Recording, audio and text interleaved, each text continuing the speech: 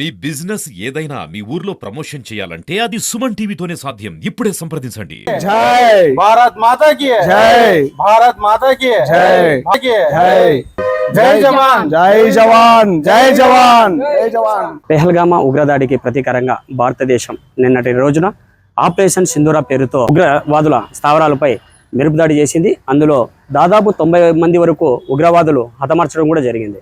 ఇదే విషయంపై మాట్లాడడానికి ముస్లిం సోదరులు మన మధ్య ఉన్నారు. భారతదేశం కూడా ఇదే విషయంపై హర్షాది రేఖల మధ్య సంతోషిస్తున్నారు. దీనిని మన ముస్లిం సోదరులు ఏ విధంగా స్వాగతిస్తారో వారి మాటల్లో అడిగి తెలుసుకుందాం. చెప్పండి, నిన్నటువంటి జరిగినటువంటి ఆపరేషన్ సింధూర దాన్ని మీరు ఎలా స్వాగతిస్తారు?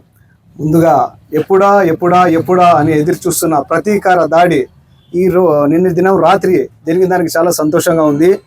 మన భారతదేశము శాంతికి, సౌభ్రాతృత్వానికి, మంచితనానికి మారిపోయారు.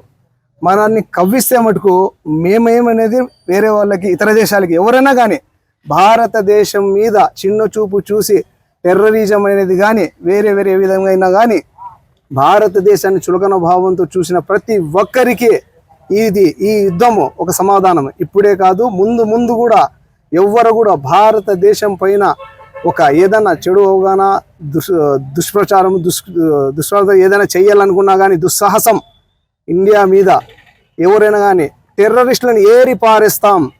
మా ముస్లిం సోదరులు ప్రధానమంత్రికి, భారతీయ మోడీ గారికి కూడా అండగా నిలుస్తాం. ప్రతి ఇంటి నుంచి ఒక సైనికుడు కూడా బయలుదేరుతాడు.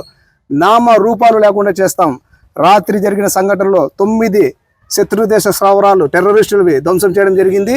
ఇందులో 11 మందిని చనిపోవడం జరిగింది. 60 మంది శతరాహతులైనారు.